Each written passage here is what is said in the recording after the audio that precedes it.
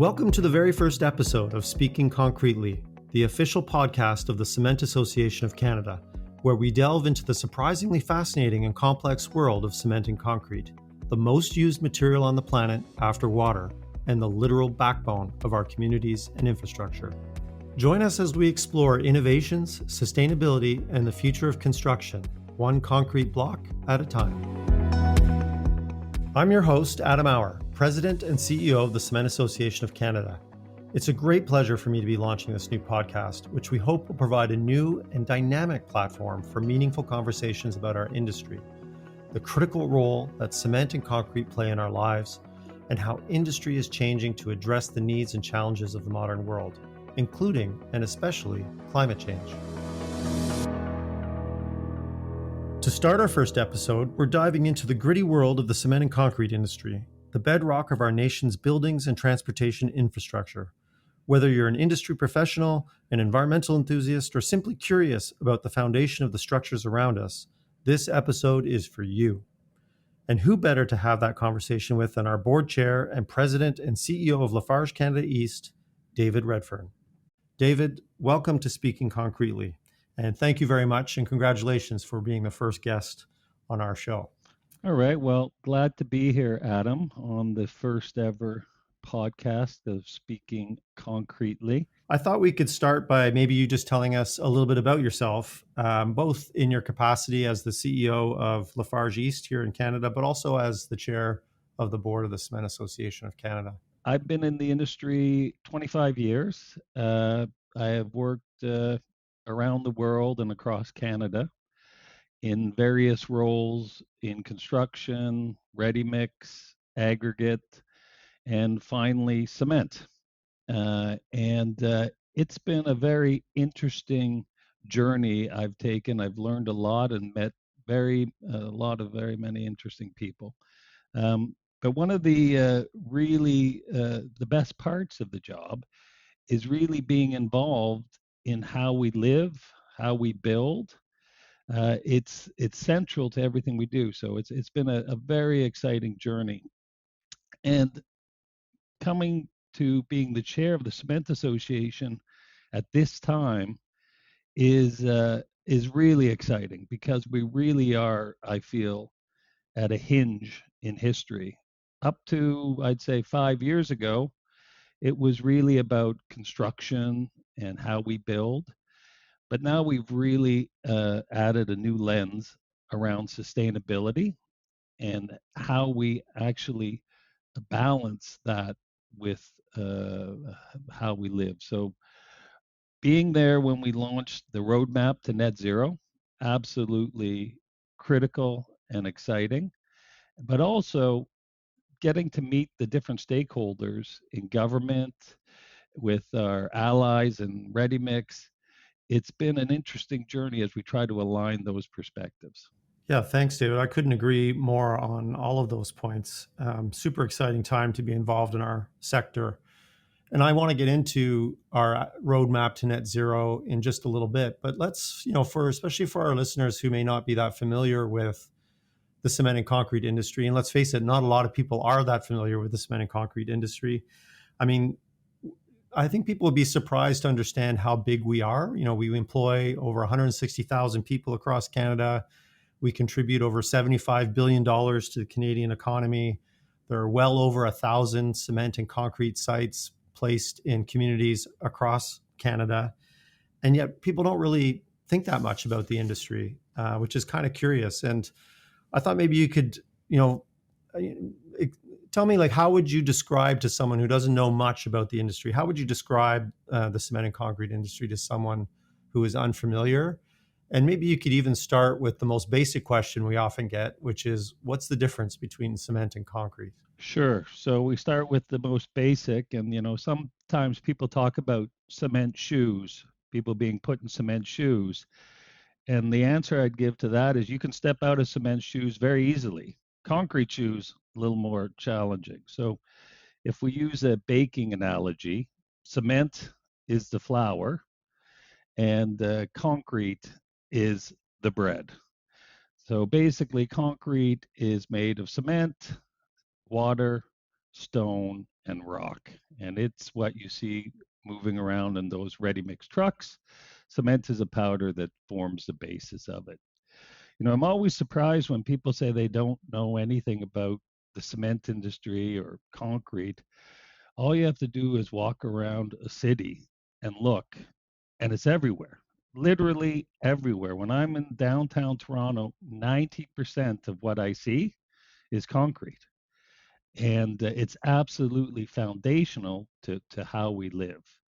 The industry itself is very interesting because it has all sorts of different types of groups involved. You have a very local element that's involved with the ready mix. There's a lot of mom and pop organizations. Most contractors are local. A lot of our specifiers and engineers are local. And then we have multinationals, large corporate entities uh, producing cement, and it's interesting how these groups all come together and work together to really make the cities we live in. I'm sitting here in my office in downtown Ottawa, and when I look out the window, you're exactly right.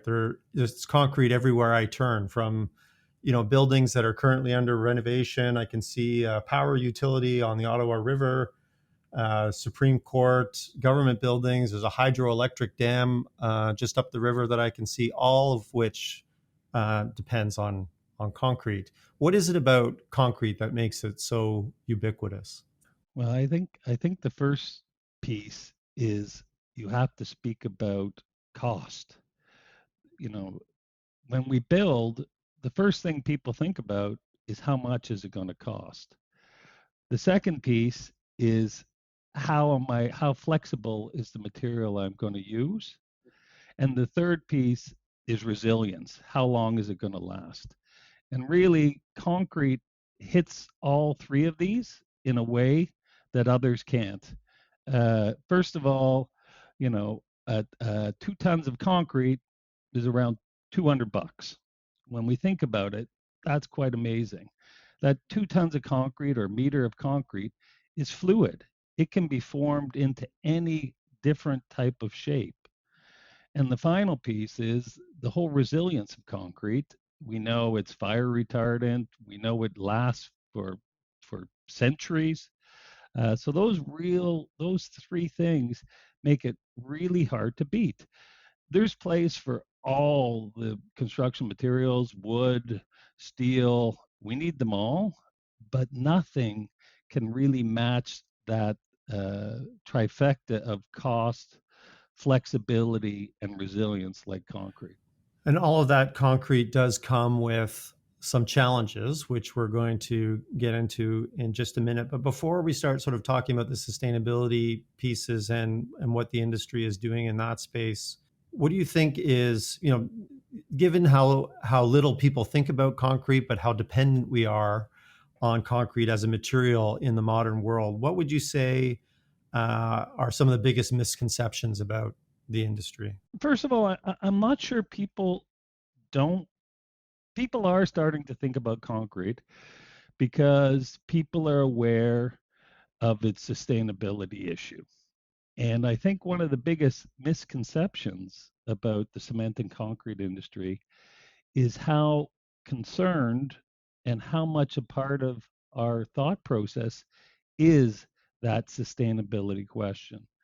As CEO of Eastern Canada, I probably spend half my time dealing with issues of sustainability right now, whether it's circularity, whether it's how we design low carbon concretes, low carbon cements, how we work with government on regulations. I think a lot of people paint us as the villains in the sustainability story, but really, we're here working on this, and it's right through my organization. There's people committed to change on the sustainability question. And I think we really are at the front lines of sustainability. We're not in the back of the bus, we're driving it. I want to talk a bit about that leadership because I agree that it is quite unique. I've been in the cement association for almost 12 years now. And I would say in that whole time, sustainability has been a core focus of the association. But last year, we did something that I think was quite special and quite unique, not just for our industry, but among heavy industries in general. And that is that we released what I consider to be one of the most robust and most transparent roadmaps to net zero of any heavy industrial sector. And you were a key part of the launch of that document, having been board chair through that process. I wonder if you could walk us through a little bit why it's so important for our industry to be making a move like that, and to being so open and transparent about both what's possible but what's going to be hard about our net zero journey. Sure. So, one of the things I like to say is there's no shortage of good ideas. Everyone has a good idea, and there's lots of good ideas around sustainability. But the heavy lift is operationalizing these ideas, putting them into practice. And what I like about the net zero roadmap is it's all about operationalizing what can be done. And the other thing I really appreciate about the net zero roadmap we have is it doesn't rely on new innovation. We're only using proven elements to meet our net zero goal. And there is finally clear targets. I mean, we have a target of a 40% reduction by 2030. And not only do we have that, we spell out how we're going to get there. So that's what I really like. The other thing about this is it was not created in a vacuum. Sustainability is definitely a team sport, and it's about aligning and making trade-offs. So key components was the lead-in with I said on the work we did, the first industry to do so with Minister Champagne, but also with our allies and the ready mix groups, the NGOs, etc. Because it's really key that as a group we get together to determine how we move forward to make these trade-offs that'll be essential in meeting our net zero goal. Yeah, I want to talk a little bit about those trade-offs, because I agree with you that one of the huge strengths of our roadmap was both that it was developed in collaboration, with actors within our industry across the value chain.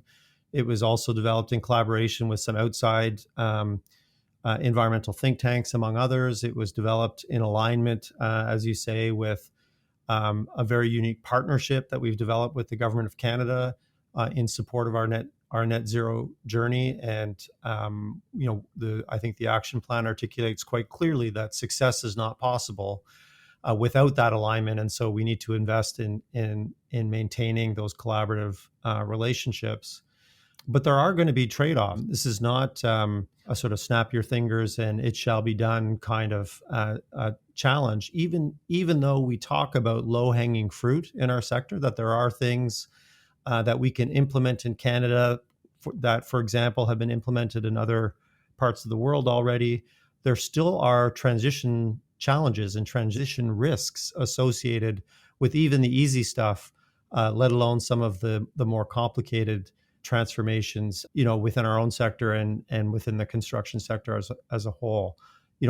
I'd love to hear sort of your thoughts on what those trade-offs are, and what are the risks in this transition that we have to overcome. So, I think one of the biggest challenges, even to start speaking about trade-offs, is getting an agreed to framework to discuss those trade-offs on. And right now, if we look at carbon accounting and governance, people assume that the numbers are there and there's agreement, but we're not there. We look at right now the carbon tax in Canada, there's 5 different systems out there on how we measure carbon. When we look at the foundational piece of EPDs, there still aren't procurement ready EPDs. So the first piece is we need to have the framework to discuss those trade offs. The next piece on trade-offs is talking about what what are the trade-offs we can make. And obviously one is cost. If we're willing to pay more, we can reduce CO2. Another one is performance. If we're willing to manage performance, we can make some trade-offs. But the third one that people forget is risk. And there's obvious risks about changing specs or changing the way we build.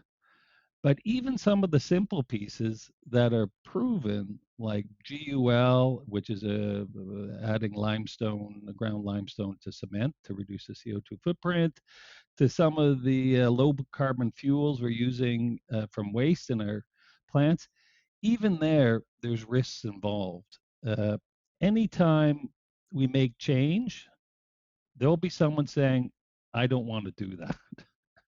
And so I think we have to recognize that risk and how we manage risk is going to be a big part of this change. And I think part of that risk, as I see it as well, is the dependence on some of these solutions on the cooperation of our partners in the whole construction sector. You know, when I look at the action plan, we have targets of 40% reduction in emissions compared to 2020 by 2030, almost 60% by 2040 on the road to net zero by 2050. But then when you pick apart some of the strategies in that action plan, of course there are things that the manufacturing, you know, the cement manufacturers can commit to directly, and you've talked about some of them, you know, substituting virgin fossil fuels for lower carbon alternatives. There's innovative materials in the kiln. Obviously, there's active investments in carbon capture, utilization, and storage, and those types of technologies on the manufacturing side. But there's a whole lot that also happens downstream of our industry that we don't have direct control over. One of the statistics that kind of stands out for me is the action plan suggests that we could reduce our business as usual emissions by over 15% simply by designing more efficiently. You know, if we start thinking about materials the same way that we think about energy, we can make significant progress in reducing our emissions. And yet, as an industry, we have very little direct control over the design of the buildings and infrastructure that our material is used for. How do you see the industry kind of positioning itself to lead those conversations in the construction sector as a whole to help, you know, with the, you know, de-risking or removing the perception of risk that you've described, or managing the actual risks that come with, you know, adopting new practices in the construction sector? I think education and some agreed to formula of carbon accounting are absolutely essential to start having realistic discussions on the trade-offs. Everyone is still hoping for the magic bullet that's going to make it so nothing has to change. And we have CCUS possibilities, but these things are incredibly expensive, incredibly energy intensive, water intensive, and yet there's all this low hanging fruit uh, close by. You know, we just heard the city of Vancouver talk about putting in regulations to cut the emissions of CO2 from buildings, which make up 50% of the emissions in Vancouver, in half by 2030. And when we look at things like that and look at the price per ton of reduction in CO2, it's amazing.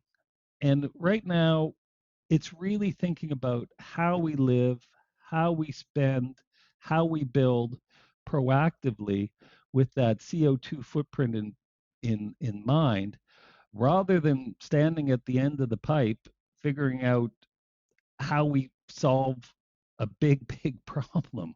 So we really have to get up the chain into design and really be thinking about that CO2 from the start to find the most elegant and cost effective solution. I think you've given me a whole list of ideas for subsequent podcasts around CCUS, carbon accounting taxonomy. developing education and engagement platforms to reach some of our partners in the construction sector, all of which, of course, are pieces of work that the Cement Association and its members are actively working on. But I've got two more questions before we wrap up here. You've got, as you mentioned at the beginning, over 25 years of experience in the industry. What's one of the biggest highlights or high points from your perspective in your career so far? And are there sort of developments happening in the industry around innovation or otherwise that you see as super exciting?